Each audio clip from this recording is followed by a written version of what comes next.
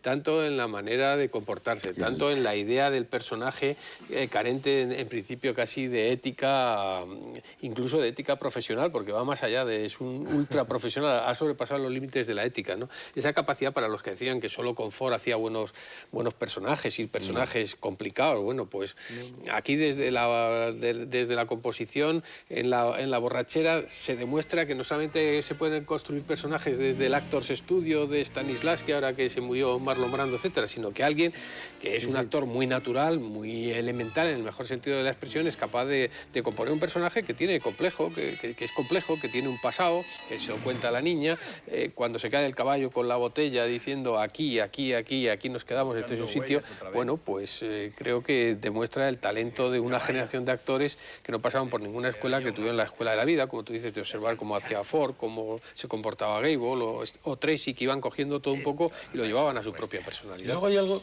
una vez más, ¿no?, que nos van contando de una manera histórica, quizá con exageraciones o con algunos falseamientos, de la construcción de la propia historia de América y de las formas de vida americanas. Eso siempre es el western. Del carácter, eso siempre es el western, siempre está ahí.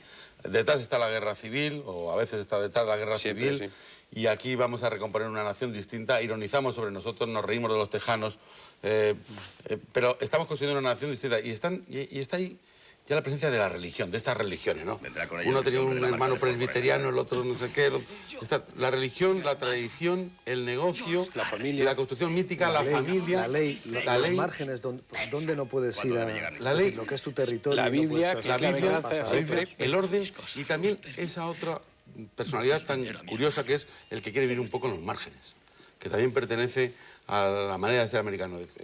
John Wayne ha sido uno de los que ha decidido, se divertía, le gustaba, incluso cuando intenta pues, poner un poco freno a su vida aventurera, escapándose de americana, ha sido atracador, claro.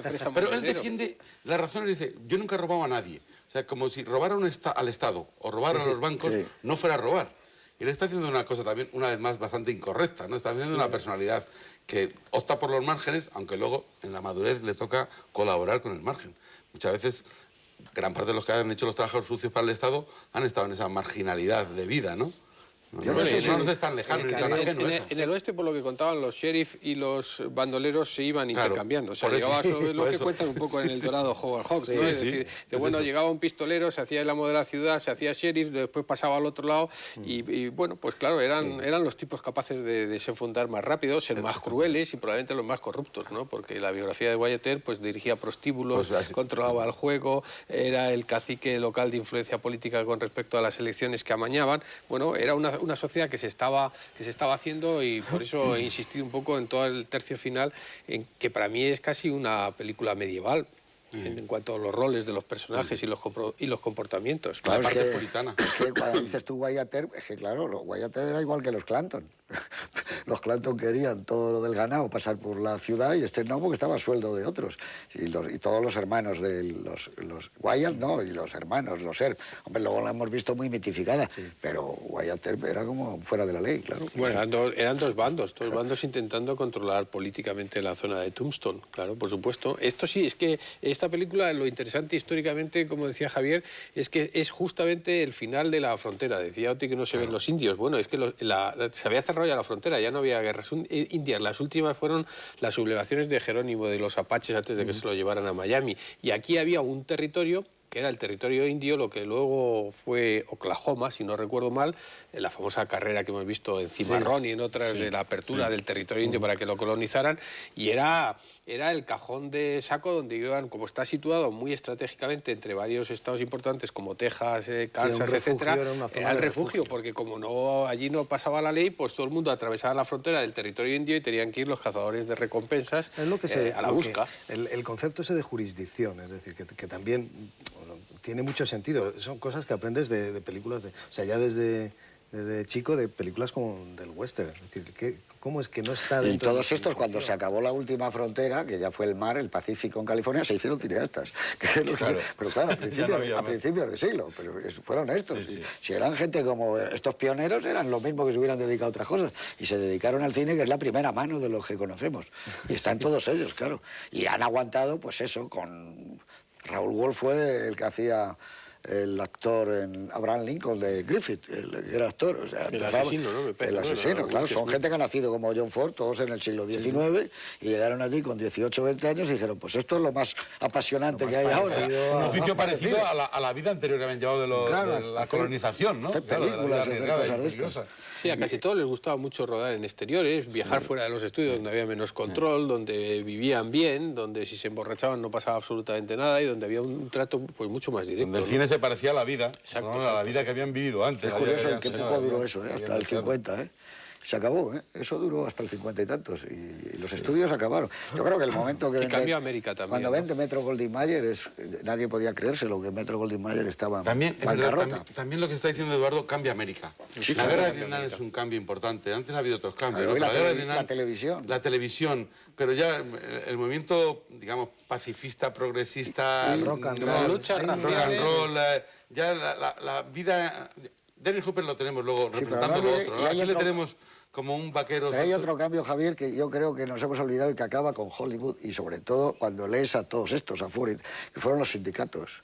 O sea, que ahora él decía, por ejemplo, correr esa cortina. Dice, no, tiene que venir uno para correr la cortina. Dice, pero ¿cómo que tiene que venir uno? Sí, el sindicato ha dicho que no lo puede hacer un eléctrico, que no lo puede hacer el de atrezo, y era tremendo. Y ibas a rodar a otro sitio y tenían que, si eras en otro territorio, tenían que ser las Union de Chicago. O si ibas a rodar los pantanos de Miami o los Everglades, tenía que ser gente de allí. El director de fotografía no podía poner la mano encima de la cámara ni mirar por el objetivo de la cámara. El director de fotografía eso fue estaba para tremendo. iluminar y el cameraman era el único que podía... Eso también influyó mucho, que no les dejaron la misma libertad con los cambios que se producían sociales. Luego llega la guerra del Vietnam y se acaba todo. Y la desaparición, la desaparición de los grandes productores. Aquí hemos hablado de Hal Wallis. Hal Wallis aguanta hasta los comancheros, ¿no? Casi hasta los el comancheros, final. Pero Zanuck está ya de retirada desde hace tiempo. Warner, pues prácticamente que se ha retirado. Es decir, la desaparición, Harry Cohn.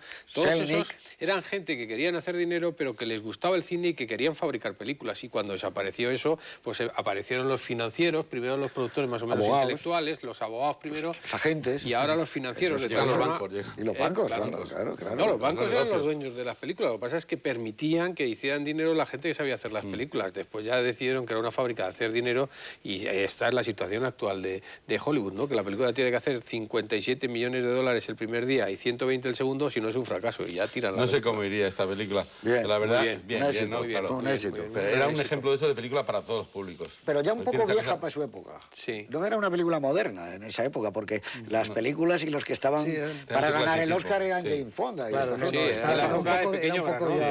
era premiar, yo creo que premiaron al viejo estilo. Para los Oscar tenía el de John Wayne que le dieron y el de música, que no lo dieron, estaba nominada a la música. Pero... Aquí es cuando él estaba, yo lo vi cuando se ponía, no daban los Oscar entonces, daban un reportaje y John Wayne estaba aquí y le dio el Oscar Jane Fonda, y es cuando le dijo él esa frase, ¿qué haces a mi derecha, Jane? Le dijo John Wayne. Pero yo creo que esto se le debía como mínimo a John Wayne desde ¿Quién mató a Liberty Balance? No. Pues el hombre que mató a Liberty Balance, como mínimo se merecía ahí este del desierto se lo podía pero ya el hombre que mató a Liberty Balance, su trabajo es portentoso. Ese es un personaje único. Claro, ese yo creo que aquel tipo, el Tom Donifon ese, era un personaje para habérselo dado. Pero ya, hombre, también el Leta Newa es ese. Cuando dice a Liberty Balance que ese es su filete... Eso no hay quien lo diga en el Actor Studio. El filete es mío, Liberty. En plano general. Una patada que le da, además. En plano general. Estaba pensando en estos dos que hemos dicho, en Dennis Hopper y en Robert Duvall, luego que caminas, qué carreras qué caminos tan diferentes a las películas de estas, ya reconstruyen otro tipo de América y son símbolo de lo otro, de la ruptura. Sí, pues salen de los westerns. Pero mucho mejor Duvall, ¿eh? Carrera. Sí, hombre, Duvall, una carrera... Especialmente el consillere del Padrino, no tiene nada que ver con este personaje. Siempre ha sido un chalao. Eficaz, un chalao eficaz. Sí, hombre, que hace un trabajo... Empezó con Hathaway, está yo creo que de críos, está con James Dean. Del infierno a Texas está Dennis Hopper, está casi, la película está a 3 años o 4 de Easy Rider. Sí, aquí está a punto. Parece que es prácticamente el momento de romper, de salir del Dennis Hopper que lleva... De ese libro que ha retratado también, que se llama Moteros Salvajes. Excelente libro. Es un libro de Peter Biskin excelente, donde cuenta perfectamente cómo la secuencia esa en la que creo que era Dennis Hopper la que le dice a Cukor, que está cenando en una mansión elegante, mientras que el pobre Cuco Pues vamos a aguanta todo y dinamitar. dice, vamos a dinamitar, os vamos a echar a patada a esta ciudad. Y el otro dice, quizás, y sigue tomando la sopa, ¿no? Probablemente casi lo absolutamente consiguieron, ¿eh? horrorizado. No lo consiguieron porque Bueno, el otro- pero casi, En el caso de No, Cukor no lo consiguieron, en caso de pero Cukor no, en pero el resto de la industria, por supuesto. Cuco rodó hasta el